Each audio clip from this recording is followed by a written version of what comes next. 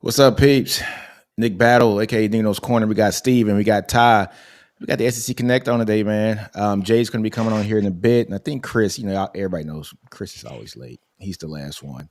Party doesn't start until Chris comes in. James Strice, what's up, James? Over under 707. I see. I see what you're doing there, James. It was under today. Okay, you good with that? Under. We saw to it. It's all about getting everybody in. What's up, Boomer 129? Fellas, man, look, today we got some 2024 records, right? What does SEC might think all of the SEC teams are going to come in, for next year for 2024. Of course, he has Texas at 12-0. Yeah, duh. Right. And then he has Florida is up the rear right now at 2-10. I think I said, I thought Florida's going to win 4 games next year, but we'll talk into that, man, and we'll look into the schedules, especially Florida's, to see is Sunbelt Billy, is he in a make or break season here for 2024? And yes, there is the man Jay. He is in today. What's going on, Jay? What's good, everybody, man? It's been a bit. Glad that we back together as a family. I know, man. I miss y'all's faces, man. I do. I really do. I know. want to fight Steven right now. Treat him so bad. You guys I still love y'all. You guys don't you throw your hands up. You ain't innocent. he turned back channel stuff on in. Oh, man. All right. So Redman says, what's up, fellas? What's going on, everybody? Yeah. Boomer 129 says, what it be's Ty. Cameron Parker goes, yo. Hey, Jay, I was just, honestly, I was telling the people that we got the records here, from SEC Mike for 2024. And that, of course, he has Texas going 12-0. I mean, it's the only, thing that makes sense, right? And then he has Florida going 2-10. I love fans. I was going to say that. I love fans. That's why I love y'all, because I love fans. Y'all know how to be fans, too. Y'all know how to be fans and have fun with this. So, yes. Yeah. Of course, it's natural that you guys are excited about a 12-0 statement. So, that's good. Get out of here. But look, I'm going to share the schedule right now, man, because I think we got something very interesting here. Just to look at the schedules, folks. So he thinks that Texas, is going to go 12-0, Georgia 11-1. So basically, Georgia losing to Texas, probably, right? Because that's So let me give some color. I actually watched the video. Yeah. From SEC Mike and all of them. So they had the guy from College Football Hourglass. Mm-hmm. And he has a model that he uses, kind of like Peyton, everybody else does, leveraging Vegas on picking, games, etc., whatnot. And so, what he did say is that he expects Georgia, because they're on the road, to lose to Texas out there. That is what his logic was with it, which gave y'all, the 12-0 play. Okay. I thought it was interesting. I was like, okay. That's interesting. I get it. I mean, everybody's very high on Texas. Y'all are returning most of your offensive line. You still got Quinn. You got your young running backs. There's a lot of logic behind that. Even though you did, and production wise, even better, you're ranked 5th in the SEC on offense and defense on returning production, which is still very good. Yeah. So the question is, if as long as everything comes together like it's supposed to, between 10-2 and 12-0. Is a minimum. You can't go any lower than 10 wins, right? It's how y'all set up. That Billy Napier deal down there, though. Hey, woo, boy, that's why I sent it. That's why I was like, we can talk OU in Texas all day, but nah, man. That look, Billy Napier, dog. 2-10, 2-10. I think in the back channel chats, I said, look, I think Florida wins 4 games, right? But 2-10, right? Ty, hey man, what you think about that, man? That's tough. That's tough. And I've been saying this a bunch on my channel, on Kyle Henderson's channel, where God knows I'm live over there all the time now, where I've been asking everybody over there, who's got more pressure? And this is going to sound like an easy answer, but hear me out. And I want to hear from all of you. This is going to sound like a very easy question to answer, but hear me out. Who's got more pressure on them this year? Is it Mario Cristobal or is it Billy Napier? Now, understand when I ask the question. Billy Napier and Florida have a harder schedule, so I think it's easy to expect them to lose more games. But he has the benefit of pointing to that schedule and saying, we went through a gauntlet, and I did my rebuild a year after I got here, meaning I was already a year behind the curve. Mario Cristobal and them have an absolute cakewalk. if they don't do well, Miami and them, they're in a lot of trouble. Mario Cristobal inherited a very talented team that had Tyler Van Dyke, and he regressed every year under Mario Cristobal. Who's got more pressure? And I want to hear from y'all, because I think there's an argument either way. I just think it's super interesting. That's very interesting, because I honestly think that Cristobal, next year he is expected to win, a lot. So I get it. But also, this is Napier's third year? Yeah, I think they're both on year 3. Man, if they're both on year 3. If Napier goes 2-10 in year 3, yeah, he's done. Just think about that for a minute. If he goes 2-10 in year 3, I don't think there's a right answer to this one. Honestly, I don't think it's the right answer. I think they're both underneath so much pressure. Cristobal has to win now. Napier has to get some kind of, juice and like some kind of freaking mojo to where he can muster up 7 wins. If he musters up 7 wins, I think his job's safe. But is that possible? I looked at the schedule. I don't think it's possible. I think the max they get is 4 games. So Ooh. it just all depends. Is Lagway going to be the guy that's going to start day one, and maybe he's a phenom, right? Like maybe he's a phenom that wins some 8 games in his first year. I doubt it. You know what I'm saying? Hey man, true freshman starting early does not work in that conference. Does not work. Oh, yeah, massive mistake. You can't do that. It's just not work. That's adjusting to this speed. Even though he is a early enrollee, he still hasn't been able to really digest the speed of college football at the SEC level. He can be phenomenal, and he's going to probably have a really good season if they do force him to start. He's going to make so many freshman mistakes that everyone's going to exploit. All you got to do is figure out half of a tendency. Take that half a tendency, start throwing it at their face. Ty knows me. I hate starting through freshmen for that particular reason. Now, later in the season, I'm usually cool with it, but early, dog. Nah, you work. You work a guy like that in. And Graham Mertz, look, Florida had a lot of problems last year. Graham Mertz was at the bottom of that list. He wasn't bad. That's true. Yeah. And Graham Mertz, that he wasn't an issue for them.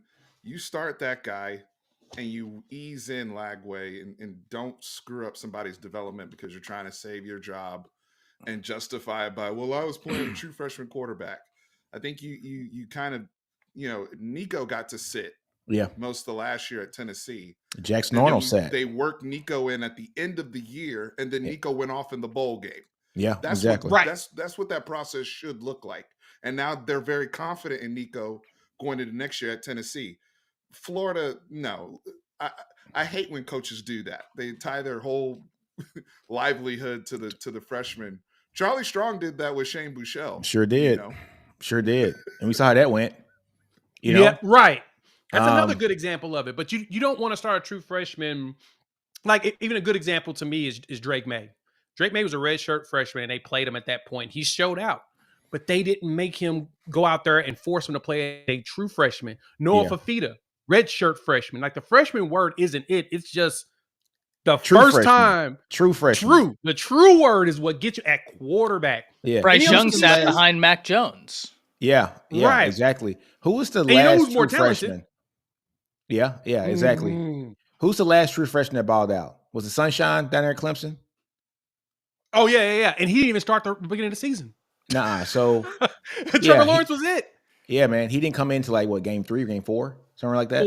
4. That Kelly Bryant played 4 full games because that's right, because Dabo was trying to game the system by playing Bryant 4 games so that he couldn't redshirt, right? And then he brought in, Yeah. And so he transferred out because he could redshirt. Yep. Also, that Clemson team was a juggernaut. They were loaded. Yeah, they were loaded. Fair point too. It's really easy to do it when your entire team is full of just elite players on both sides of the ball. Everybody went to the league on that team. Right. You have much stress. But the funny thing, and as you mentioned that, Steve, that's a very good point, because what the heck are we looking at Florida right now? Talent wise. Oh, what are we looking at? Yeah. Besides this class that he's currently got going, which looks pretty solid, but they're all freshmen. Promising. Like, do we really think that DJ Lagway and all of these freshmen are going to be able to do? We've never seen fix their offensive line. do it. Their offensive line is horrible. Thank you. Their offensive line is horrible. And you're in the SEC, bro. It ain't. We ain't talking about playing in the pack. What have they got? They got a brutal portal? schedule. They I have do a wanna brutal schedule. I do want to answer Ty's question though. Oh, please. Oh, without a doubt, it's Mario Cristobal that has more pressure. Yeah. Without Oh a yeah. doubt to me. That his schedule's light. Comparative Florida has the hardest schedule in the country. Yep. And they're over under, Jay, correct me if I'm wrong. I think they're over under again is only 5.5. Yes, They're 5.5 again. They're gonna come under that. I mean, but at the end of the day, like everybody and their mom thinks that Florida's gonna suck next year. Now let me At be this fair too, point, though. I know that they opened at 5.5. I think it's dropped since. it might drop. Possibly. Possibly. I'm gonna share the schedules right quick. Let's look at Yeah, Miami's let me find schedule. it too. 5.5. So look, here is Miami's schedule. Let me take a look. But I do believe that because I know that when I was listening to the show for SEC or whatnot, SEC Mike and them, but that SEC podcast, they were talking about of course, those games and explained Texas, explained Oklahoma's, in which Oklahoma had moved up to 8 in FanDuel's deal. And he's Yeah. like, my model says 9 minimum. And Look so here. that's this- basically what you're seeing with that. So I think Florida's may have dropped. They may Yeah. have dropped to like 3.5. I'm gonna look it up now, but I think Possibly. they dropped to like 4.5. Look here, man. This is 2024 Hurricane football schedule, man. All right, so they got Florida first. They should beat Florida. Okay, they should. Then they go to FAMU. Well, yeah, they got FAMU in Miami. They should beat the brakes out of FAMU. Then Ball State. They should beat the brakes out of them. 3-0. Southern Florida, right? 4-0. Tech, 5-0. Cal, 6-0. The one that's going to be interesting is Louisville, right? I think this stretch here for these 3 games, actually these 4 games, right? I think that they're going to have a problem here in this 4-game schedule, right? I think that the defense is really good, for Louisville. So can they actually withstand that? I think they should be able to, and they should win, but it's at Louisville. Then they go to Florida State. So Florida State, they got them at home. That's going to be very interesting. Now, Florida State did lose Coleman, Wilson, starting quarterback. They lost a lot too. Curse on the look, they lost a lot of talent, but their coach is a good coach, man. He is going to find a way to win games. So I think that's going to be a big game for them. And then what does Duke do? Right? What does Duke end up doing? Can they muster up some good, games here, Our boy as well? is over there now, Nino. I know. It's going to be interesting, man. And then Georgia Tech, you can never sleep on Georgia Tech because of that option. And you don't have a bye week with Georgia Tech. You got to go straight from, playing Duke to going to Georgia Tech and actually getting ready for that option, right? So that's going to be interesting. They should beat Wake Forest. They should beat Syracuse. I look at Don't them. sleep on Syracuse. Well, I'm not not sleeping on them. I just think they should beat them. I just got a feeling. I look at Miami going 10-2. You know what I'm saying? I got them going 10-2. If they don't go 10-2, it's going to be interesting, man, because their schedule is definitely set up for them to succeed and compete for that ACC championship. They don't play Clemson, right, which is a big thing for them too as well, because I like Klubnik, right, and they have a pretty easy schedule, man, very easy schedule. Thoughts? What if they lose game 1 to Florida? Oh man, off the rails. Somebody got to get fired at that point. Somebody got to go. Hold on. Can we? I don't know. If you lose at Florida week 1, I know it feels bad, but it's week 1. You're still playing in the swamp. If you win out until the middle of October, also that's the healthiest Florida's going to be. The problem with Florida isn't just their talent and Billy Napier, whatever questions you have about them. The problem is they have too many wars. They're going to keep losing people throughout the season. But if you play Florida in August, when they have everybody, Florida. You're right. That's different than playing Florida when we play Florida. Can I modify the question then? Yeah, go ahead, Ty. What if Miami loses to Florida? After Florida has a player throw a cleat, Miami seals the victory and then fails to kneel the ball, runs it, fumbles, and Florida scores. What then? Oh, man, he gone for real then. Fire both coaches. You can't fire Napier, man, because he won the game. You know what I'm saying? He's not expected to win, man. That's starting the season off right, man. Nah, you got to fire Cristobal. But I don't see them getting beat by Florida. Yes, I understand Florida's gonna be the freshest that they are, but Miami, that is the only real game they have for the first 6 games, right? And so they're gonna be prepared to play that game. They're gonna study all off season to play that game because they got a light schedule for 6 games straight, right? Now, Florida, let's take a look at Florida's schedule. Florida have mercy. Florida cannot just sit and say, you know what, I'm going to like actually study for Miami, and then once I game plan for them, then I got an easy schedule afterwards. Florida folks, if you guys see this, oh come on, get off of there. Florida starts off against Miami. Then they got Sanford. Okay, they should beat Sanford. Then they got Texas A&M. And whatever people want to say about A&M, there's still a lot of talent on that team, right? They got a lot of talent. Mississippi State, right? They're going to Starksville, which is going to be a difficult game, I think. I think Levy's going to have his offense ready, and it's going to be something that teams haven't seen in a while since he was at Ole Miss. Then they have a bye week. They have an early bye week. Then they got, Central Florida. They should beat Central Florida. But then they got a juggernaut, man. They got a juggernaut.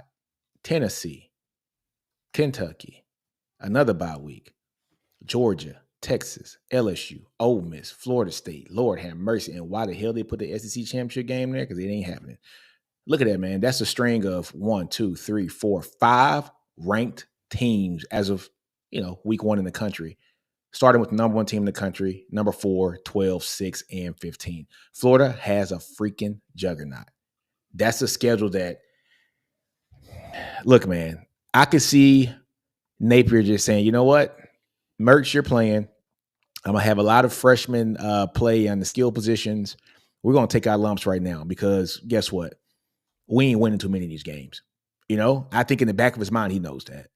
He doesn't have the talent to go 1-for-1 with those guys or the depth. He might have the frontline talent, but we all understand by week 5, week 6, when guys get banged up, do you have the depth behind that to fill in and still be great?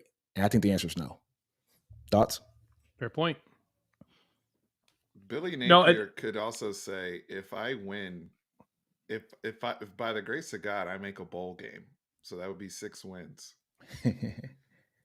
Like y'all got to give me my flowers, and y'all got to give me some more time here. Because I may have done the best coaching job in this conference if I win 6 games with this roster and this schedule. This is the hardest schedule in college football. There's not a harder schedule in college football, in my opinion. Yeah. What's this contract like? How many years is this contract for? Probably a 5-year deal that he initially signed or something like that. Here, hold on. Most likely. Yeah. I'm checking it now. If he makes a bowl game with this schedule, he should get a lifetime contract. You're not getting better than that. Yeah, no, there's nothing. With this gauntlet that he has to deal with this year, if he's able to build the team to go bowl eligible this year, that team's going to be a monster next season. They have no choice. Yeah, but then he can underachieve at that point too. So Nino, that's a great point. Florida State's ranked 15. Ole Miss is ranked 6. These are just right as of right now, right? Yeah. So like Georgia's 1, Texas 4. Keep going up. That's 5. That's 5 ranked teams in a row. Right? Then they got Kentucky's ranked. 6. So 6 ranked teams. 6 ranked teams. Tennessee's ranked. 7 ranked teams. All right. Jesus. Keep going. No. Don't stop. Look. Don't stop. A&M's ranked. A&M's ranked. There's 8 ranked teams. And then they got 9 ranked teams. Look here, man. Don't sleep on Sanford. They have 9 freaking ranked teams, man. 9. Hey, Sanford was outside a couple of years ago. Oh, they were. 9 teams, man. Look, man. Florida. 9. I feel bad. I feel bad for Florida. Now, to be fair, one of these 9 teams, maybe 2 of them, it happens every year in college football. Somebody's going to be absolute trash that we just don't see right now. Or it's going to happen. Injury's going to happen. Something catastrophic. Somebody slept with somebody's girl in the locker room, and the whole season goes to shit before it even got started. Right. Or it's going to be Florida's going to be a trap game. They could definitely be a trap game. They got the talent. Florida's a trap game. You know what I'm saying? They got the talent, right? They have the frontline talent for the first 22, right? The first 22. I wouldn't say the first 22, probably more like the first 15 to 16. They got the frontline talent. However, it's that backup, man. It's those guys that are the depth, but they could be a definite trap game, especially to a team like Kentucky. I like Kentucky. They got a lot of talent on that team, all right? But what is their quarterback position going to look like? All right. How is that team going to function? I had very high, I had very high thoughts for them. I thought that they were going to perform a lot better last year than what they did, and they didn't. All right. I thought Devin Leary was going to be a lot better than what they had previously, and he wasn't. All right. So how does Kentucky perform?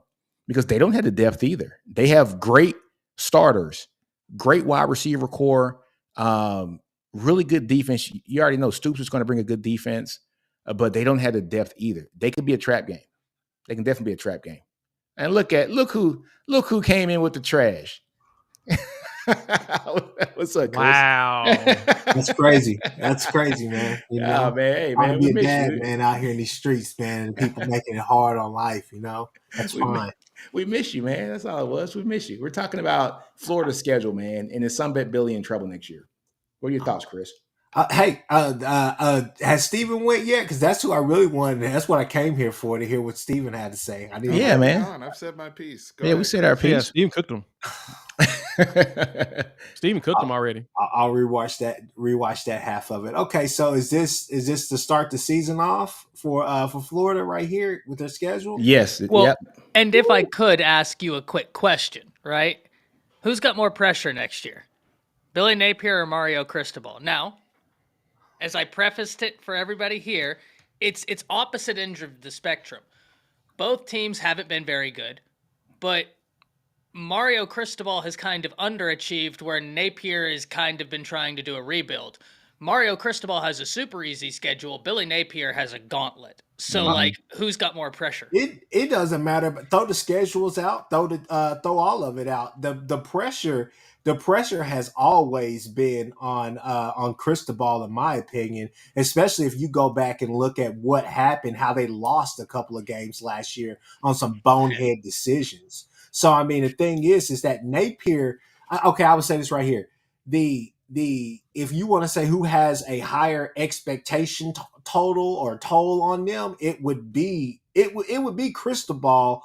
But we all know, because in my opinion, I think Napier is facing a different expectation, which is save your job this year or you're out, right? Yeah. Because it's not like his buyout is the Jimbo Fisher, wink, wink. It's not the Jimbo Fisher extension or buyout plan that a lot of people have had. But to me, right, it's obviously Cristobal. Cristobal has to go out there. You went out there and spent all that money on Cam Ward. You finally got yourself what we all would consider, if I could speak for everybody on this panel, a legit quarterback. So it's on him. It's on him. You have an easy schedule. We still have questions about North Carolina, about Clemson, about hell, next year moving on with Florida State. So I'm not saying that the ACC is wide open, but there is a lot of question marks, right? So it's obvious on him. Napier, for me, the expectation is just to survive, because this schedule is crazy. I mean, he just needs to survive. Yeah. Yeah. And the crazy thing about him, man, so he makes about $7 million a year, right? So after next year, he will be owed around $30 million, right? So that's pretty much, I think his contract is fully guaranteed. All right, so does Urban Meyer's restaurants got some extra bread laying on the side? Yeah, he's actually you're right, because he did, because I remember I sent that in the chat, because he set his contract up pretty nicely as far as just making it a little bit tough year to year as far as what they want to do with the buyout, but if everything goes as Steven thinks it's going to go, then I would say, Billy Ball, boy, you probably are looking for another job next year, because I don't think Florida's it.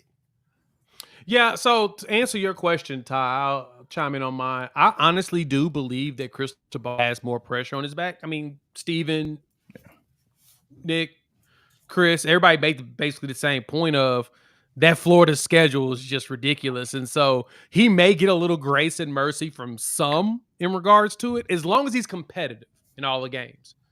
But Mario's in the ACC. Mm-hmm. Like, what are we talking about, right? Like, you're putting up top 10 recruiting classes. I think he's done I think the last 3 have been in the top 15 at least. Yeah, and he's only playing 2 What are ranked we- games next year. Right. So if you're not able to work your way through this, bro, all I know is Florida State fans are enjoying seeing all of this between these two. They are loving how horrible the 2 other teams in their state is. So Chris, it's going to be Chris recruiting. brought It's up going a to hurt great them. point too. The expectation with having a Cam Ward and you bringing him in, Oh that's yeah, huge. That's a Heisman Yeah, it's true. caliber player. That's somebody who you had to compete with the NFL draft to even get him to come to your school. So I still don't understand why he did it. I don't going to either. Miami, it's going to be interesting because is he going to be the super duper transfer this year? That's like a Michael Penix was for Washington, or Joe Burrow for LSU. Or look at all these guys that have transferred and been the Super Saiyan type player for that school. and Or then is he going balled to go to out. Miami and be another De'Aaron King? Oh, don't say Like, that. I'm just. Oh. No, but this I is ask these such questions. Wow. this is such a great question, That is right? great. That is a good question. This though. is such a great question. And so as I had originally asked this, it's funny because though I think it's such an interesting question and though I think it is a close question, I agree with all of you. I think it's Cristobal. And one of the big reasons is he's been a Power 5 head coach before. This is Billy Napier's first soiree. He had Oregon.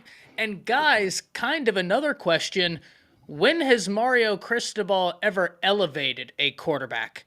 If anything, I think that Oregon scheme kind of hampered Justin Herbert. Now, you can say, how did they hamper him? He was a first rounder. He was a first rounder off of his talent. There was no other quarterback in college football that was throwing 33.6% of his passes at or behind the line of scrimmage. Nobody else. Nobody else. Then he gets Tyler Van Dyke, who was by all accounts going to be a top 15 quarterback in the country going into his sophomore season to watch. He falls off the side of a cliff in terms of production. Well, Ty, with that point right here, so 2 things. Okay, first off, to your point, let's just be honest. Cristobal did that to himself. He killed his offense when he hired Dan Enos. Let's just be real. Let's be real that's about true. it. Okay. True. Second off, I think your point about never elevating the quarterback is valid simply because, and correct me if I'm wrong, I want to say that he was the head coach there when Herbert was there, right? Yeah. Yes, he was. Herbert to me is I think that he's an above average quarterback in the NFL. I think he's had some seasons where you're like, hey, this kid may be onto something. Some seasons where you're like, hey, you're a poor man's Josh Allen, basically something like that to that effect. But what I'm trying to say is simply this: is that Justin Herbert is what Justin Herbert always has been. It's never really been anything that's just like, oh my God, like we've all seen the flashes. We've all seen just the, like, hey, that was average performance. We expect better than you. I mean, he was that at Oregon. So what has he ever, you know what I'm saying? He's never really changed. So I kind of look at that and just say that, You're not wrong there. what'd you say? So you're not wrong there. Just said. I was just saying, man. I was like, I don't know. Cristobal to me is it's weird because he bumps out some really good offensive lines and has decent run games paired with that, but the quarterbacks can never get there. But again, I'll say this right here. We can throw out the Oregon stuff. Let's just be real. Dan Enos killed that train. I mean, when he hired him, I was like, bro, I don't Chris, know. Same thing with Pitt. we can't assume. I'm sorry, Cam Ward is nice. I'm with you. He's nice. I know Jay. Oh, Jay no, and Eno run that fan base. I'm Yes. not over there. Yes. But Yeah. he's Me and nice. Nino got that one. I love Cam Ward. I'm not. My concern is not about Cam Ward himself. My concern is about Cam Ward under Mario Cristobal in this scenario. Yeah. Let's not assume that's why I brought it's it just up. going to be awesome. But this is the crazy part about it. Miami's in a mixed up situation here because they signed the man to a 10-year deal. He has a 10-year, $80 million contract, folks. And he's only coached 2 of those years. So next year, what happened? Jay, what happened? Whoa. So they're probably watching. Who's that? Folks in one of the discords that I'm in. Just posted something I got to say out loud. I got to say it. I got to because it's perfectly timed for this conversation that we're having right now. We'll spill the beans. Is there a rumor that Lagway might find his way up out of there? Oh no! Whoa! Are you serious? Has anybody heard anything? I haven't heard anything. Because Ty, how about you? Oh my God! But where would he go? What, he's trying to break? Isn't he there? Is he? Yeah, he's early already there. enrolled? Well, he's an early enrollee, but he can transfer in the spring. Right. I'm just asking. Like, Fair. No, is no, he no. trying You're to right. leave You're school right now? It's been a question that just was posed. I'm like, whoa. That is wild. That's kind of out the blue, though. You know what I'm saying? I don't know. Look here, man. That's crazy. Go like this. If that happens, that dude's fired. Napier's gone. He's that gone. morning. Yeah. Unless it's happening because they know that he's about to get fired. Like, oh my God. Well, I don't know. I don't want to speculate yet, but that would be very interesting. But look, I want to talk about. I, if I may, I apologize. I'm so sorry. I just looked it up on Twitter, and the only thing I can find is from a Knoll account. It's College Football Committee Hater. And he says, I have heard from several sources that freshman quarterback DJ Lagway of the University of Florida is unhappy since arriving, yada, yada, yada, and that he's unfollowed Billy Napier and the University of Florida, like Gators football. But then when he was showing his proof of, like, the unfollowing, he spelled Billy Napier, Naypier, and Gators football, Gaters.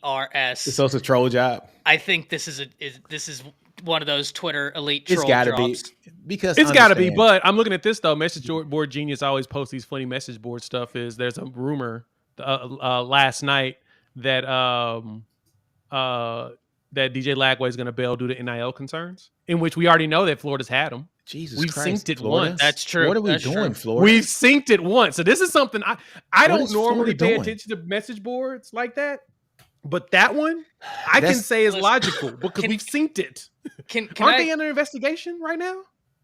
Yes, they are. They are under investigation right now because of that. So, yeah. So they might not be able to get down like they want to get down. You know what I'm saying? Because they're under investigation, and that money probably promised to Lagway, which is through some NIL collective that probably doesn't exist, like A&M, is not legit. You know what I'm saying? 11, here we come. That's where you start to see. To me, that's big. That's where I if I'm Billy Napier, I'm taking the stand like Nino Brown, and I'm saying this is bigger than me because that'd be 2 quarterbacks in a row, fam. Y'all let this other brother go to Arizona State over the bread. Yeah. Now we're gonna have a Lagway problem. Yeah, that's not his fault. On me. Come on, man. No, 100%. Get your NIL right. Hilarious? What's that? So I don't know if y'all remember, but whenever the first one went to Arizona State, right? Rashada. Yeah. So I don't know if you remember his commitment stuff with Florida had the Lamborghini and stuff. Steven knows exactly. And then whenever he went to Arizona State, he was on a bike. He got repoed. Hey man, look, that's crazy. Outside of that, if we could go back, I just got one question for the panel. Okay, who in the blue hell is Shannon Dawson? I think the only 2 on here that would really have any experience with that would possibly be y'all 2, Nick and Steven, since he was the OC for Houston the past 3 years. I mean, and Ty, I asked you this because it really goes to your saying, does this move the needle for you with Cam Ward coming in there and you pairing him with Houston's former OC under, I mean, I'm looking at him now. I'm not super familiar with him. Me neither. He'd be a Holgerson guy, right? Yeah, he's a Holgerson guy. He is a Holgerson guy. Yeah. So he was with him for a while, man. He was with him at West Virginia. He was the OC in 2012 and also 2013 and 14. He went to Kentucky in 2015 to be the OC. So I guess the plan is to make this offense more explosive. Is that what I'm getting? That's what it seems like. Yeah. Couldn't be any worse. They're more air raid concepts that they do. So I mean, it's just basically like you said, Chris. It's a preference of I don't know him as a play caller or him because Dana had a lot of control over his stuff. That's true. So this guy's probably going to have a different spin, but I'm imagining it's probably going to be the same Same scheme, flavor. Yeah. right? You know what I'm saying? Same flavor. One thing about Florida though, Yeah, in the go ahead. NIL, this is kind of crazy because Nino, our boy DeAndre Robinson, who left Who Texas, he just bought his mom a house. he just bought his mom a house. I don't know if people have He seen this did. video I online. love that video Yeah. because that's what Tearjerker. NIL's doing. Yeah, it's Tearjerker. hey, I love it. I love it. So, And whew, heesh, I don't know, good man. luck, I young look, man. Good luck. Florida has had to learn from last year. They've had to learn from last year. They cannot afford to lose another top quarterback in the class, 2 in a row. If they lose 2 quarterbacks in a row in the class, like you say, Steven, that's not on Billy Napier. That's not. That's on whoever the boosters are, whoever is the collective head, whoever is heading up your NIL program, who's your GM for your school. Are they getting everything situated? Look, that's not They'll on make Napier. Billy the scapegoat, but it's bigger than him, man. It's bigger than him. Yeah, you're right. Quick plug, real quick. All you high school recruits out there, all you college guys in the transfer portal, I know an attorney that could help you look at that deal to make sure it's not a 360 deal. Megan Thee Stallion, throw that out. All the rest of these artists, let's throw that out, okay? Come down. Holler at your boy. Let's talk. You know what I'm saying? Hit the DMs. The DMs are open. If you want to talk to my agent, talk to Ty. We'll be Boy, there. you're stupid. You're stupid. All All right. right. We gotta talk about this. All right, so this is starting to float a lot now. So What's that? we'll continue to abuse Billy Napier as well as Jimbo Fisher in the next round after this one. But I really want to talk about this. And Ty replied to me, which I love how he used the Michael Scott gift on me because it was perfect. So during the conversation, okay, as we all know, the college football playoff has finally set the 5 and 7 format for the playoffs, but it's only for 24 and 25. Most people don't know that. 26, they're proposing going to 14 teams. Oh, wow. So they're going to change it again. So that is the proposal. Now they met today to discuss this, and if they decide to go forward with it, it will start 2026. You will have a 14-team playoff, which will probably be like a 7 and 7 type setup. I don't know how they'll figure that out, but I digress. Mm-hmm. Now, this is what's interesting. There's 2 things in this report that I read that I had to mention, and Ty's going to lose his freaking mind once I get to the end of this. First off, in the meeting, supposedly the SEC and the Big Ten said that they want 4 guaranteed spots, which of course pissed everybody off in the room. Are you serious? So not the best teams, not the best teams. I just want 4 spots. 4 spots. It could be our 4 best teams. Period. The top 4 teams of our conference needs to go. Right. From the SEC and the Big Ten. And the Big Ten. That's 8 out of the 14. So 8 out of the 14. Hold on, man. I'm gonna do some math right here. Go ahead, man. Keep going. So that's the starting point. So of course we know what that's going to lead to, right? A future of additional games. So people are going to ask for more playoff games, right? Which I propose they're probably going to look at a 64-game tournament that starts at the beginning of the year and just plays out, which means we're initially going to revert back to what the hell college football was from the begin with. Like, what are we doing? Like, why are we in this at this point where we're trying to add more and more games to the end of the season? Because we already have one big problem right now. The transfer portal is set up to follow school schedules. Did you know next year's national championship is gonna be on the day that school starts back up? If it's not MLK Day, it'll be January 20th is when the national championship will be played next season. That's crazy. All right, so listen. School's going to be happening at that point. So how do you do the transfer? Like we talked about the transfer situation with like Bama and losing Saban so late. This is crazy. It's going to do nothing but become even more hell going forward. This is ruining the game. So Jay, listen to this shit right here. All right. So college football rankings from 2023 before the final rankings. So the last week, right? Prior to the final rankings. So the 4 teams for the Big Ten, it would have been Michigan. It would have been Ohio State at 7. It would have been Penn State at 10. Penn State. And then the next one is not until number 17, Iowa. So you're telling me if they let that happen, that the number 17 team is going to jump Notre Dame, Louisville, Arizona, Oklahoma, Just about even better, even better Oregon, with that. right? You know that Notre Dame is not even factored in any of these playoff formats. Well, No, you know the what Notre highest Dame they used to could be do? is Join the 5. conference, Notre Dame. Join the But conference. that's Notre Dame. exactly what they're telling them Yeah. is that they cannot have a first round bye in the next 2 seasons, even if they're the number 1 team in the country, because they don't have a conference championship to put them there. So, all right. So hear me out here. So the top 4 SEC teams would have been Alabama at 4, Georgia at 6. Okay.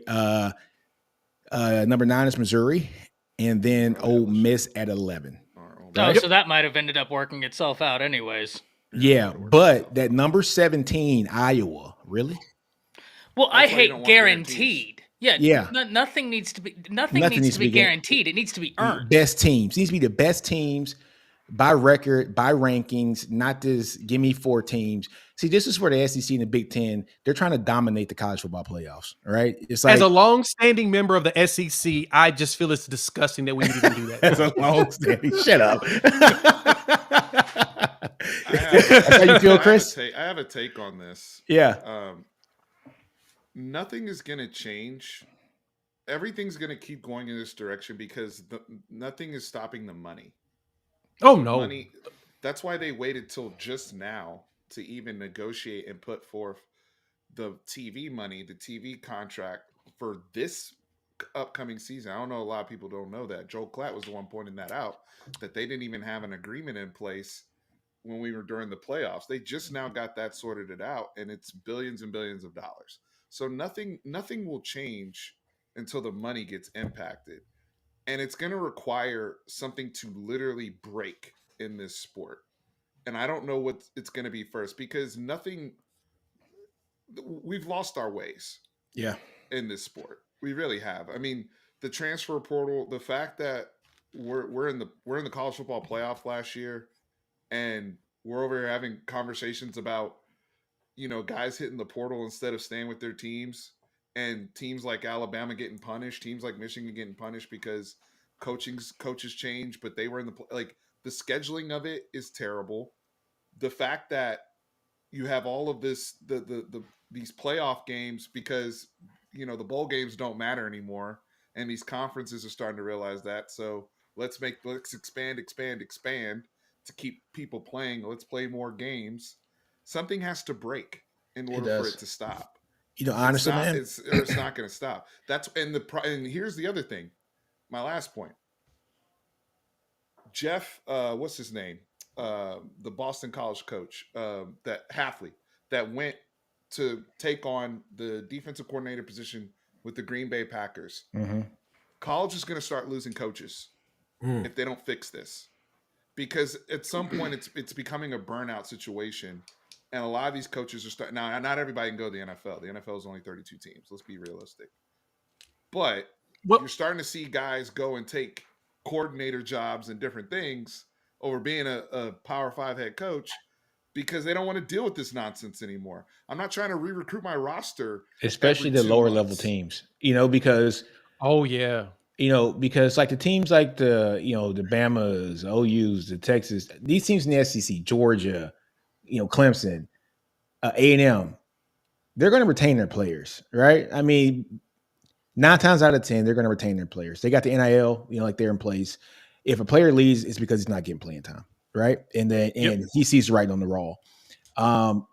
Other players on certain teams like a BC, right? Or, even like a Michigan State, those guys are looking to elevate themselves, right? And so they're going to jump first opportunity that they can, especially if their team is not in the limelight, right? And so you're never going to see BC and Wake Forest in the limelight. But if you get a good player that can shine, he's going to leave with the first opportunity to do it, NIL or money or not, right? So here's what it is. What's up, Ty? So there's a few things I'm watching in terms of, like Steven is saying, what's going to break to ultimately fix this. There's a few things I'm watching. 2 cases coming up in 2025 that are going to be massive.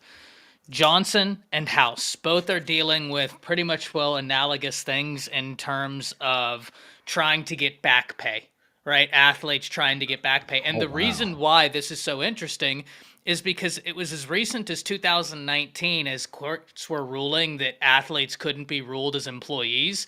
But the reason why both of these cases are now so important with the Tennessee and Virginia suit against the NCAA is at the heart of it, it's all about the antitrust.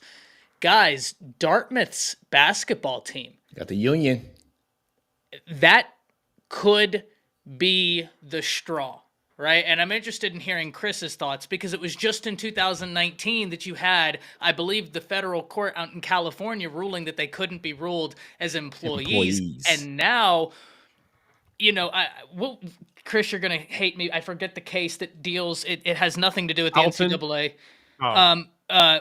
No, Alton is the one that set all this off, but it's the Supreme Court stating that yes, we might have ruled something in the past, but society has an ever evolving standard of decency, and we must keep that in mind when we do these rulings. Well, a lot's changing and changing rapidly. And Stephen, I got a quick question for you as I go into all of this because it proves my larger point. How much was that extension for the playoffs in terms of billions? What was it, 6, 7? 7.8. Jesus. Which is 1.3 a year. Okay. So they just signed on top of what they were already making, mind you. This is an extension. On top of what they were already, mind you. $7 billion contract.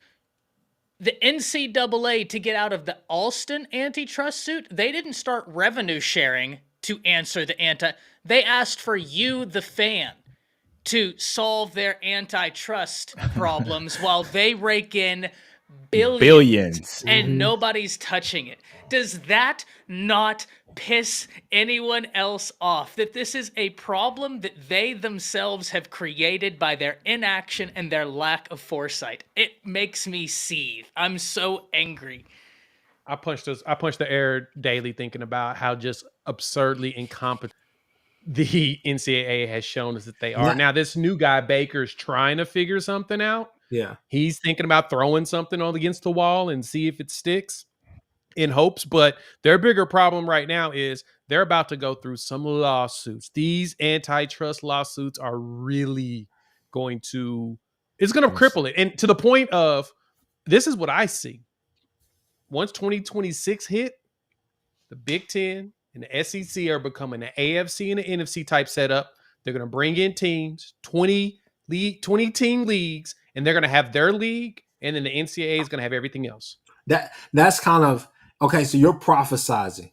Now, I will want to say this right here is that it kind of makes everybody on this panel has had a player or two that they have really cared about and they felt like really mattered to their team in whatever season, whatever circumstance that happened to actually be affected by the NCAA. So it kind of leads you to think that maybe it's this big old conspiracy of them just trying to distract you by saying, hey, Trajan Bridges won't be able to play 12 games the next year because of a weed infraction that he got in the game against LSU the season prior. I don't know. It just makes it makes you think about those things because you're like, man, I've been worried about these things that are really small on this scale when I should be worried about this because, at the end of the day, I mean, this NIL thing is getting as much as we want to say that it's getting out of hand. Whenever Ty explains stuff like that, when Steven says what he does, when everybody on this panel says what they does,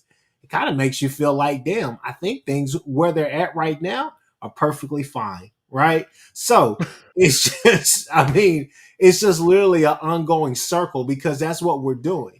And that's my problem with a lot of these big organizations like the NCAA is that we have 64 people trying to fit in one car to go to one restaurant that they can't decide on, right? Yep. And when life passes you by and everybody else is going and deciding, when you finally get to that restaurant, they're telling you, hey, it's going to be an hour-long wait. Do you have time to wait? You could have went to Roost Chris and then you missed around and went to Sizzler. Man, exactly. Yeah, you had to end up at Sizzler because you didn't have a plan. All you had to do was put in reservations. Yeah. You knew everybody was going to be here. You knew everybody on this date, this time was going to show up.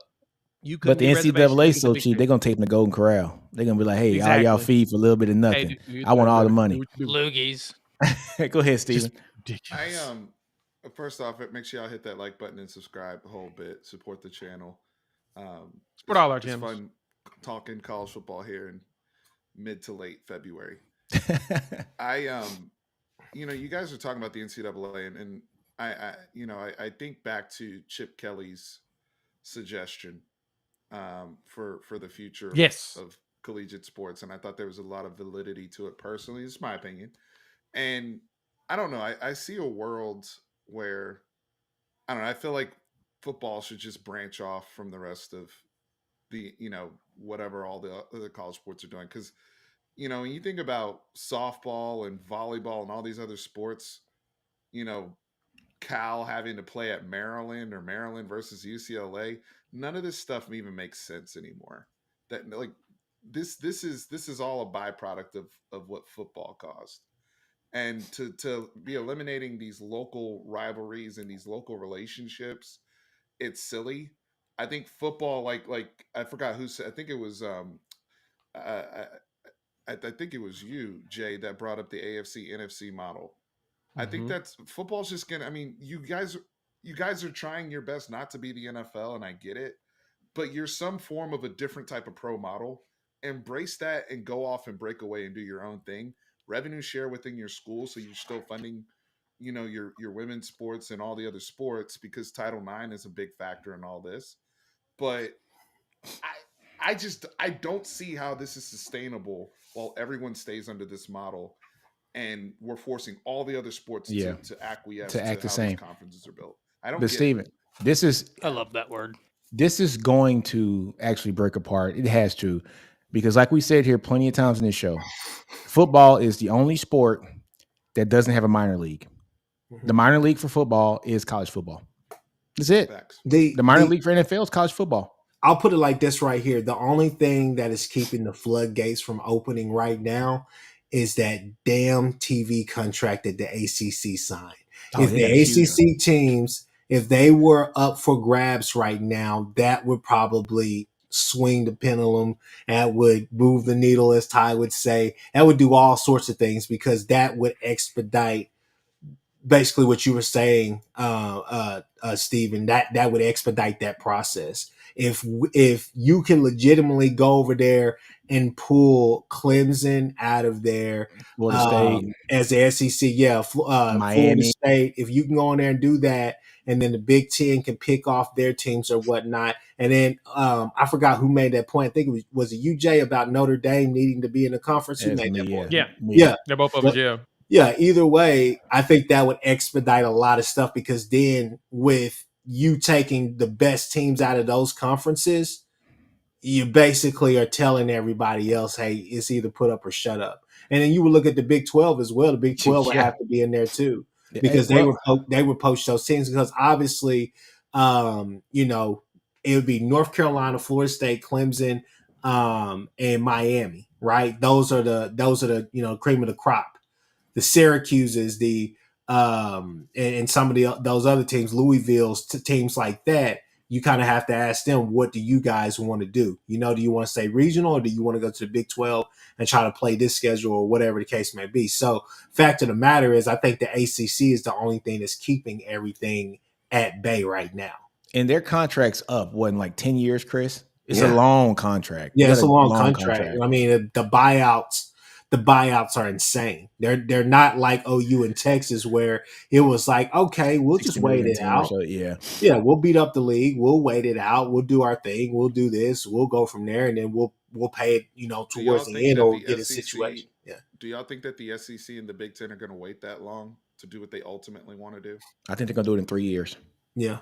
I'm No, giving 3 years. I think with the TV contracts and how everything is going now, progressing with ESPN and all the rest of this stuff, and Fox and everything, I think at some point, if the revenue is there, then there will be some type of, hell, I'll be honest with you, what's stopping North Carolina or Florida State or one of these schools from being the first school to like actually sue their way out of this whole mess, right? To basically be able to go and to force the ACC to basically go get an injunction to make everything, just basically be held in abeyance until they can figure this out. But who's to say that one of those schools has to force their way out through some type of litigation or whatnot? Because Ty, and you know this, Ty, just from reading some of this stuff. Some of these cases these kids are bringing up, especially this stuff they're talking about getting paid retroactively, it's kind of ridiculous. So why can't you go and file something that's ridiculous as well? Make them prove that it's frivolous. I don't know. But this is what we knew was going to happen the second Kavanaugh took the stance he did in Alston, where it was just like so bold. It was like, oh, so just file suit against the NCAA, throw something against the wall, and something will make its way up to us, and we'll listen to it. I also, before we part, y'all know that meme of the Eric Andre show wherever he shoots Hannibal. Well, the meme we should make is Eric Andre has the label of Big Ten and SEC, and Hannibal is college football, and he's just turning around shooting him, and then the Big Ten and the SEC look at the camera and who killed college football? It's you. Yeah. You killed college football. It's true, man. It's gonna be interesting, brothers. I say it's gonna be. Look, man, 3 years. 3 years, and the SEC and the Big Ten are gonna break off. And shit, it might not even be 3 years. It might be 2. Mm-hmm. It's getting interesting, and these kids are the kids are having an actual point about this with the minor league stuff, right? And, NIL is playing a big part in this too as well. And there's too much money. It's too much money that they're making because live sports is the only commodity out there that guarantees year over year increase in views and money every year. No matter how much people say that they're not going to watch it because of this, that, and the other, every year it increases. Every year. Real quick, I've seen so many people complain about about Taylor Swift being she brought shown so many on the eyes. Super Bowl. She brought so many eyes. So many people complain about that. It was a whole bunch of people that told me that they wasn't watching NFL no more after Colin Kaepernick.